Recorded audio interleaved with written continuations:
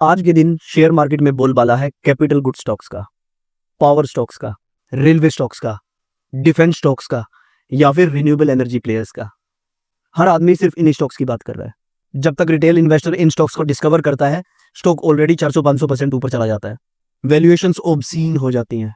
जानते हैं इन सेक्टर्स को, इन स्टॉक्स को पढ़ने का सही वक्त कौन सा था?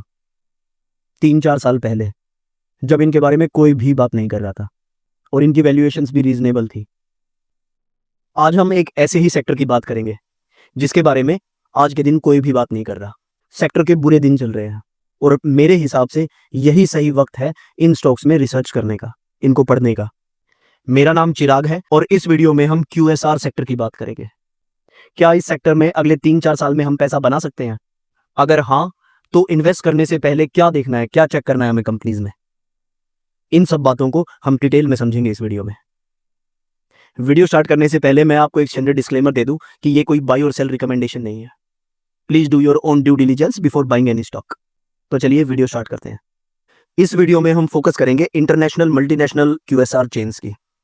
McD, burger king, Domino's, pizza हट, KFC, कोस्टा कॉफी, इन जैसे प्लेयर्स के बारे में।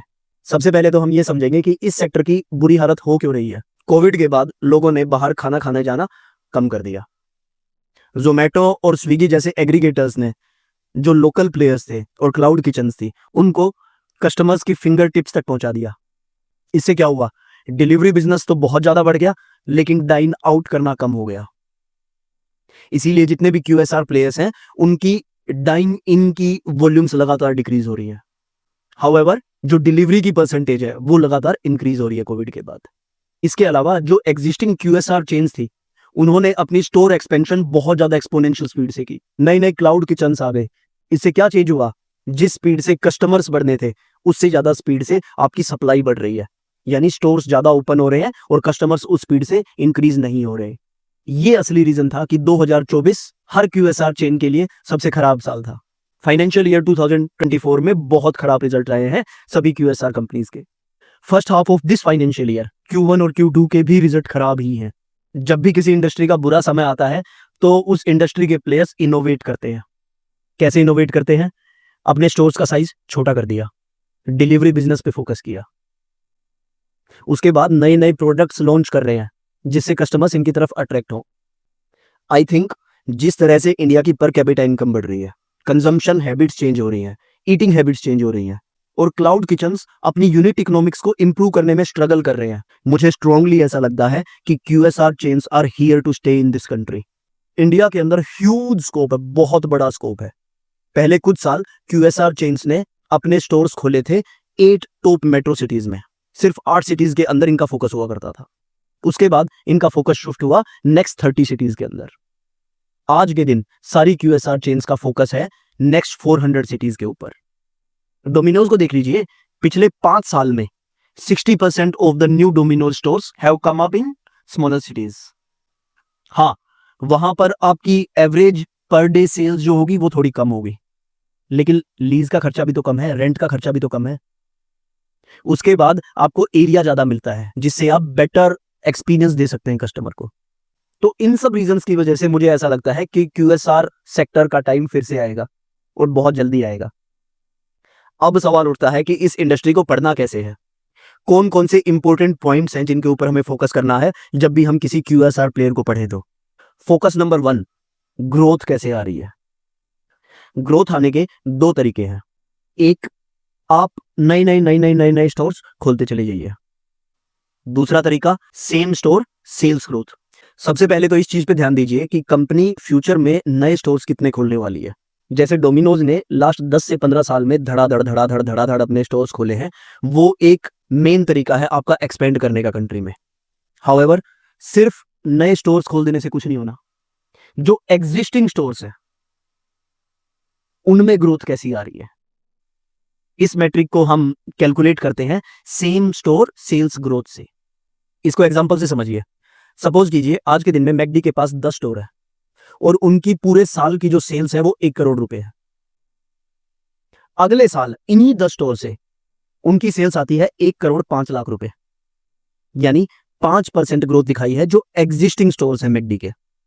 ये होती है same store sales growth, one of the most important metrics to track.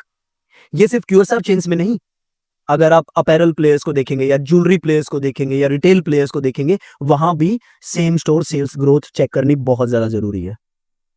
क्योंकि सिर्फ नए स्टोर्स खोलने से कुछ नहीं होगा, आपको जो एग्जिस्टिंग स्टोर्स हैं उनकी सेल्स भी हर साल बढ़ानी पड़ेगी। रिसर्च करते हुए सिर्फ ऐसा ही स्टॉक ढूंढिएगा जो एटलीस्ट 5-6-7% से तो ग्रो करता ही करता हो। इस क्वार्टर में लगभग हर एक क्यूएसआर प्लेयर की same store sales growth negative आई है, इसीलिए स्टॉक इतना बुरा परफॉर्म कर रहे हैं। जब भी कोई नया स्टोर खुलता है ना, तो शुरू में उसकी सेल्स बहुत ज्यादा नहीं होती। स्टोर को 3 या 4 साल लग जाते हैं मैच्योर होने में, और जैसे जैसे स्टोर मैच्योर होता है वैसे वैसे उसकी सेल बढ़ती चली जाती है। तो इसीलिए वो कंपनी जो नए स्टोर बहुत ज्यादा खोल रही है in comparison to their mature store, उनके मैट्रिक्स भी आपको SSSG के बहुत कम नजर आएंगे। उस चीज पे भी ध्यान दीजिएगा जब आप किसी कंपनी को पढ़ रहे हो। तो ये तो बात हो गई वॉल्यूम ग्रोथ की। अब फोकस नंबर 2 की बात करते हैं, यूनिट इकोनॉमिक्स। हर क्यूएसआर चेन ना एक जैसी नहीं होती, सबकी unit economics matrix different different होते हैं, और यूनिट इकोनॉमिक्स डिसाइड करती है आपकी प्रॉफिटेबिलिटी। फॉर एग्जांपल, अगर आप मैकडी के स्टोर्स को कंपेयर करोगे डोमिनोज के स्टोर से, तो there is a huge difference. McD के स्टोर्स बहुत बड़े बड़े होते हैं, लगभग 3000 से 3500 स्क्वायर फीट एरिया के अंदर मैकडी के स्टोर्स होते हैं, जहां पर 75 से 100 पीपल बैठकर नाश्ता कर सकते हैं। McD focuses on customer experience. On the contrary, जो डोमिनोज का स्टोर है वो साइज में बहुत छोटा होता है, क्योंकि उनका फोकस डाइन इन फोकस नहीं है, उनका फोकस होता है डिलीवरी का। That makes a huge difference. छोटा स्टोर यानी कम किराया, मोर डिलीवरीज मतलब ज्यादा प्रॉफिट। मैकडी का फोकस होता है कि ज्यादा से ज्यादा लोग आपके पास आए, खाना खाएं, इसीलिए मैकडी का जो गल्ला होता है, पर डे की सेल्स होती है, वो डोमिनोज से कहीं ज्यादा होती है। ऑन एन एवरेज मैकडी 1 से 1.5 लाख रुपए की कमाई करता है हर दिन, लेकिन डोमिनोज की कमाई होती है सिर्फ 70,000 से 80,000 रुपीज के बीच में। ये होती है यूनिट इकोनॉमिक्स, कि कैसे डोमिनोज ने अपना बिजनेस मॉडल एसेट लाइट रखा। लेकिन मैकडी का नया स्टोर खोलने के लिए आपको बहुत ज्यादा खर्चा पड़ना पड़ेगा इनिशियली। उसके बाद यूनिट इकोनॉमिक्स इस बात पर डिपेंड करती है कि आप किस कैटेगरी के प्रोडक्ट्स बेच रहे हो। आप बर्गर्स बेच रहे हो, पिज्जा बेच रहे हो, चिकन बेच रहे हो, कॉफी बेच रहे हो, क्या बेच रहे हो। फॉर एग्जाम्पल, स्टारबक्स जैसे प्लेयर के ग्रोस मार्जिन होते हैं 80-90%, लेकिन चिकन प्लेयर्स लाइक KFC, वहां पर ग्रोस मार्जिन कम होते हैं, क्योंकि चिकन महंगा आता है, कॉफी महंगी नहीं आती, तो ग्रोस मार्जिन कहीं ज्यादा है वहां पर। पिज्जा जैसे प्लेयर्स में इनिशियल खर्चा बहुत कम होता है और कंपटीशन भी बहुत ज्यादा है। आप देख रहे होंगे कि आपके शहर में रोज नई नई पिज्जा की चेन शुरू हो रही है, लेकिन KFC टाइप चिकन की तो चेन शुरू नहीं हो रही, कंपटीशन वहां पर कम है। Pizza is the most competitive category out of QSR chains, तो वहां पर सक्सीड करना रिलेटिवली डिफिकल्ट है। ज्यादा कंपटीशन मतलब लेस मार्जिन और less ROCE। ROCE is a very important metrics to track the profitability and unit economics of a store। एक बात और ध्यान दीजिएगा, फ्रेंचाइजी बिजनेस मॉडल है ये। डोमिनोज इंडिया की ब्रांड नहीं है। डोमिनोज को इंडिया में कौन चलाता है? जुबिलेंट फूड वर्क्स। मैकडी को साउथ और वेस्ट इंडिया में कौन चलाता है? वेस्ट लाइफ। KFC और पिज़्ज़ा हट को कौन चलाता है? सैफायर और देवयानी। तो जो इंडियन ओनर्स हैं उन्हें इंटरनेशनल ब्रांड्स को रॉयल्टी देनी पड़ती है हर साल। डोमिनोज की रॉयल्टी लगभग 4-5% की है, KFC और सबवे की 7-8% के आसपास।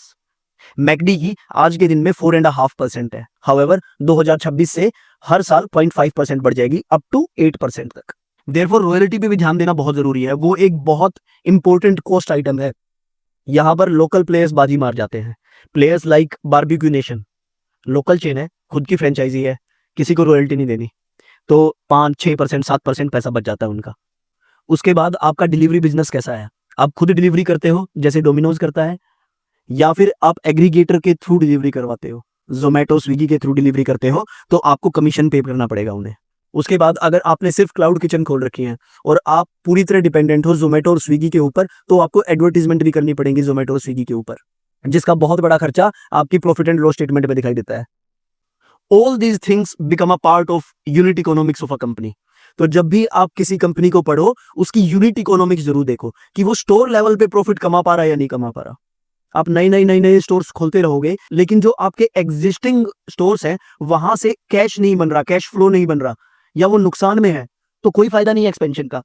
Unit economics is very important here. Unit economics का ही अगला पार्ट है मार्जिन्स। मार्जिन्स के ऊपर फोकस करना है। मार्जिन्स कैसे बढ़ेंगे किसी स्टोर के? अगर आपकी डिलीवरी परसेंटेज ज्यादा है, अगर आप अपने स्टोर्स के ऊपर कम खर्चा कर रहे हो, यानी स्टोर एरिया छोटा है, आपकी पर डे सेल्स ज्यादा होनी चाहिए।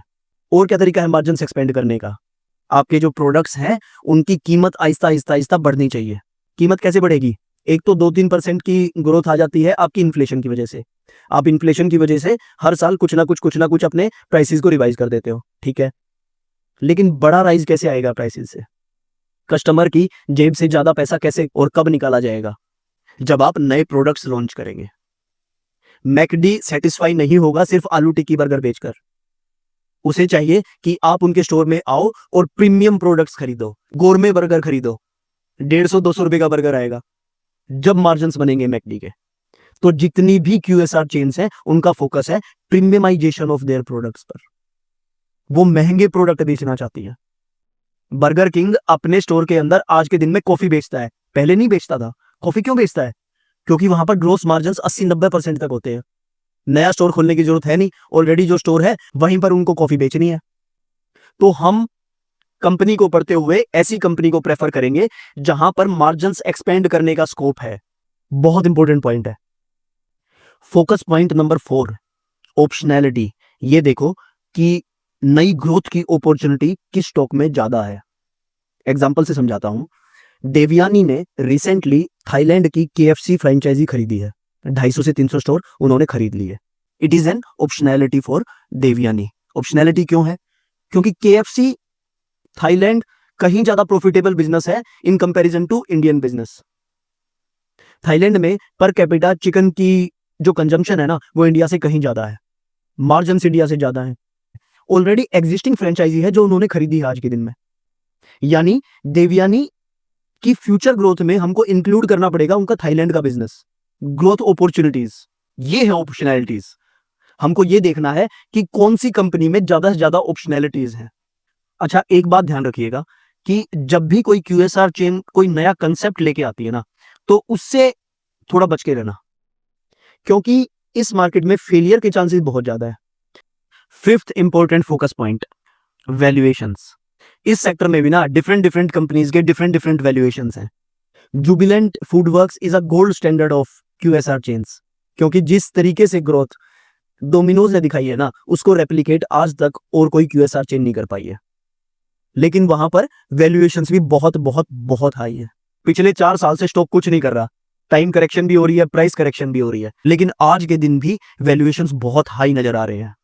2021 के बाद स्टॉक्स ने प्राइस करेक्शन दिखाई है, सभी QSR स्टॉक्स ने। लेकिन कुछों की वैल्यूएशंस आज भी बहुत हाई है और कुछों की वैल्यूएशन हमें रीजनेबल नजर आती है।